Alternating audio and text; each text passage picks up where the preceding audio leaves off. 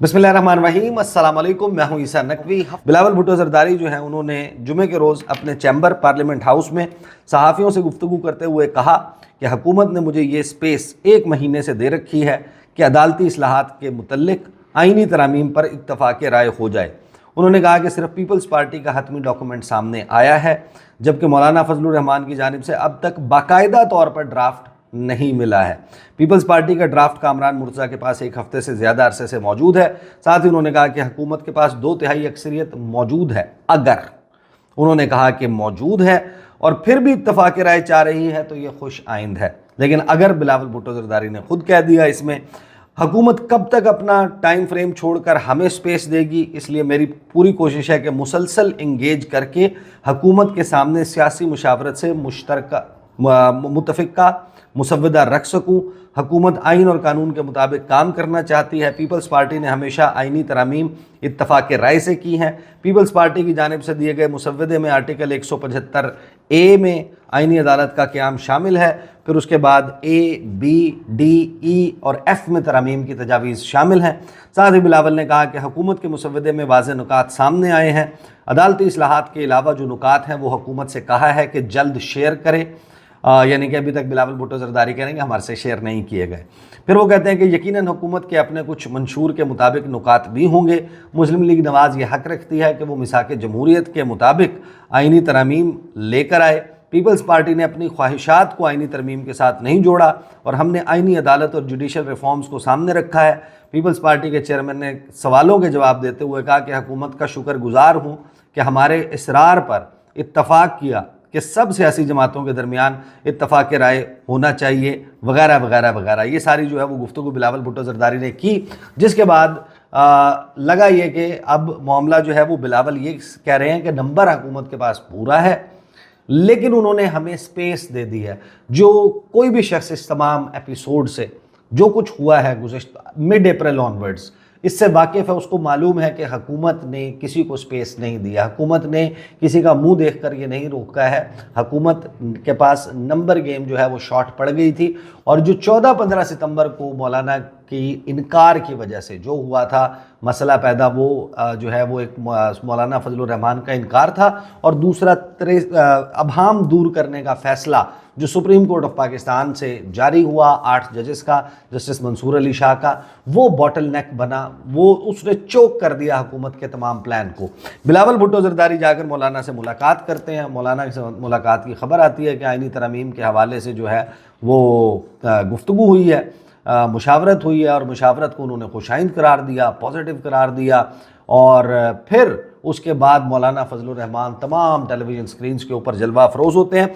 मौलाना फजलुर रहमान ने 3 बुनियादी बातें की हैं, वो मैं आपके सामने रख देता हूँ, सुनवा देता हूँ। बल्कि मौलाना फजलुर रहमान ने 3 बुनियादी बातें क्या की हैं। 1 मिनट 11 सेकंड 17 सेकंड का क्लिप है, 37 सेकंड्स का क्लिप है और 1 मिनट 11 सेकंड का। मौलाना फजलुर रहमान क्या क्या क्या कह रहे हैं आखिर में बताऊँगा कि अगर हुकूमत फिर भी चाहती है कि 17 से 22 के दरमियान जो है वो पास कर ले या 25 से पहले पास कर ले ये आइनी तरामीम, तो हुकूमत के पास अब वाहिद ऑप्शन, वाहिद रास्ता क्या बचा है। मौलाना फजलुर रहमान ने जो कहा कि अगर वोट देना होता तो आज तक हम दे चुके होते, तो मौलाना फजलुर रहमान ने चिट्टा, यानी कि जिसको कहते हैं सफ़ेद, इनकार कर दिया। सीधी बात है हज़रत कि हमने अगर वोट देना होता तो हम आज तक दे चुके होते। ये मामला उसी दिन ख़त्म हो जाना चाहिए था। हम जो अब तक रुके हुए हैं और किसी किस्म का हम उनको वोट देने पे आमादा नहीं हो रहे हैं, उसकी वजह यह है कि हमें जो हुकूमत का तसव्वुर है तरमीम का वो काबिल कबूल नहीं है। सो हम अपनी तजावीज़ ला रहे हैं, उस पर उनको एतमाद में ले रहे हैं, उनको आमादा कर रहे हैं।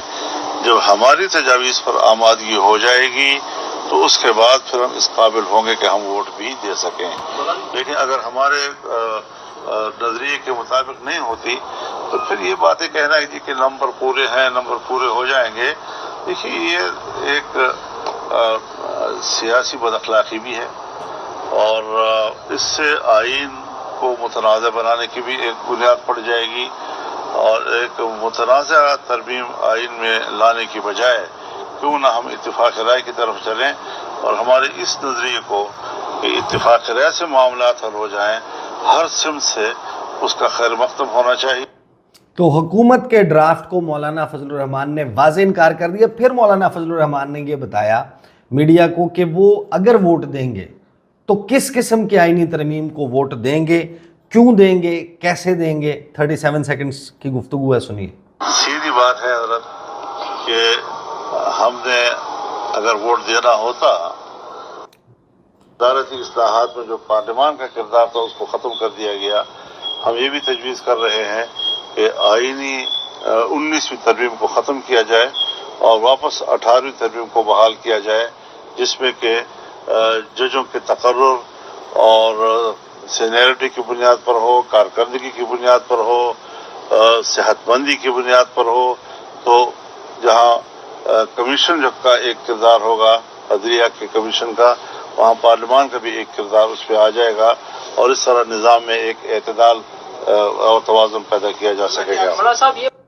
फाइनली मौलाना फजलुर रहमान से ये सवाल हुआ कि 25 अक्टूबर से पहले आपको याद होगा बिलावल भुट्टो ज़रदारी ने कहा था कि 25 से पहले जो है वो करना ज़रूरी है, 25 से पहले ही होना चाहिए, क्योंकि 25 के बाद नहीं हो पाएगा। 25 के बाद जो है ये मामला हल, यानी ये जो आइनी तरामीम है ये पास नहीं हो सकेंगी। क्या जवाब दिया कि 25 से पहले इत्तफाक राय हो सकता है या नहीं, मौलाना फजलुर रहमान ने, सुने। तो क्या उससे पहले इत्तफाक राय हो सकता है? 25 अक्टूबर से पहले क्या आइनी तरमीम आ सकती है और मंजूर हो सकती है?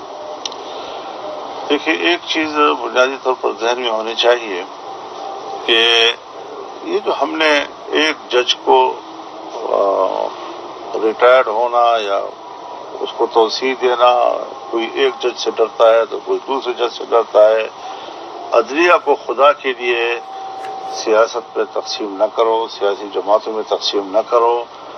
जज जज होता है और उसको जज रहने दिया जाए और हमारे जजेस भी अपनी कारकर्दगी, अपने रवैयों से पब्लिक को मुतमईन करें कि वो गैर जानिबदार होकर आईन और कानून के हवाले से ही फैसला देंगे और देते रहेंगे।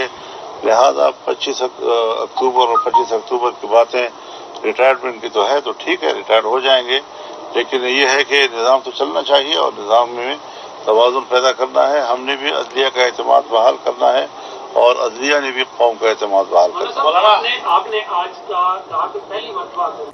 अच्छा, ये है वो गुफ्तगू जो मौलाना फजलुर रहमान ने की है, जिससे कुल मिलाकर गुज़श्ता 12 घंटों की तमाम इन डेवलपमेंट्स का खुलासा ये है कि हुकूमत को अब नए रूल्स ऑफ द गेम तय करने पड़ेंगे, इफ़ एट ऑल, अगर वो ये करना चाहते हैं कि वो आइनी तरामीम पास करवाएं। तो वो आइनी तरामीम जो वो पास करवाना चाह रहे थे वो तो किसी सूरत में भी मुमकिन नज़र नहीं आ रही। हुकूमत जो है उसके पास नंबर गेम नहीं है। हुकूमत को नंबर गेम में दरकार है मौलाना फजलुर रहमान, जो साथ नहीं दे रहे। पाकिस्तान तहरीक इंसाफ ने बहुत ही चालाकी से, होशियारी से जो है वो अपना ये कार्ड खेला। अपने तमाम MNAs, अपने तमाम सेनेटर्स वो उन्होंने गायब कर दिए हैं, वो मंजर आम पर मौजूद नहीं है। वो खैबर पख्तूनख्वा में कहीं हैं, वो रूपोश हैं, वो छुपे हुए हैं कि कहीं उनको बुलाकर उनका सॉफ्टवेयर अपडेट करके उनकी ज़मीर जो है उसको जगाकर उनसे वोट ना ले लिया जाए। तो अब क्या हुकूमत के पास, आखिरी सवाल मैंने कहा था कि मैं इसके ऊपर बात करूंगा कि वाहिद रास्ता क्या नज़र आता है हुकूमत के पास, अगर वो 14-15 सितंबर की रात को जो मुसव्वदा लाना चाह रही थी, यानी हुकूमत की गेम ख़त्म नहीं हुई है, अगर वो पास करवाना चाहते हैं तो उसके लिए वाहिद रास्ता ये है कि election commission of Pakistan, supreme court of Pakistan का मेजॉरिटी जजमेंट, 8 जजेस का फैसला, उसको जो है उसको डिफाई कर दे, उसके ख़िलाफ़ जाए, अपने तौर पर किसी भी बात को बुनियाद बनाते हुए, चाहे वो जस्टिस अमीनुद्दीन खान, जस्टिस नईम अख्तर अफ़गान का फ़ैसला है, उसकी आड़ लेते हुए काजी फ़ाइज़ ईसा साहब की किसी रिमार्क्स की, या 21 तारीख को कोई फ़ैसला आ जाता है, बल्ले के केस वाला जो रिव्यू है उसका कोई फ़ैसला आ जाता है, उसकी बुनियाद पर, या जो एयाज सादिक साहब ने लेटर लिखा था चीफ़ इलेक्शन कमिश्नर को, उसकी बुनियाद पर वो सुप्रीम कोर्ट ऑफ पाकिस्तान का फ़ैसला मानने से इनकार कर देता है और नोटिफाई कर देता है, अपने तौर पर मखसूस नशिस्तें अलॉट कर देता है।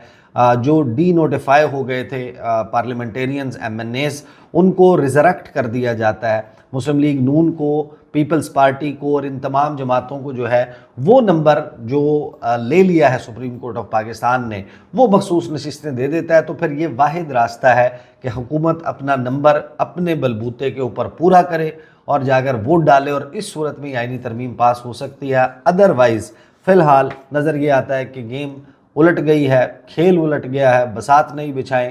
فی الحال حکومت فیس سیونگ ڈھونڈتی ہوئی، تلاش کرتی ہوئی نظر آتی ہے۔ اب تک کے لیے اتنا ہی، اجازت دیجیے، اللہ حافظ۔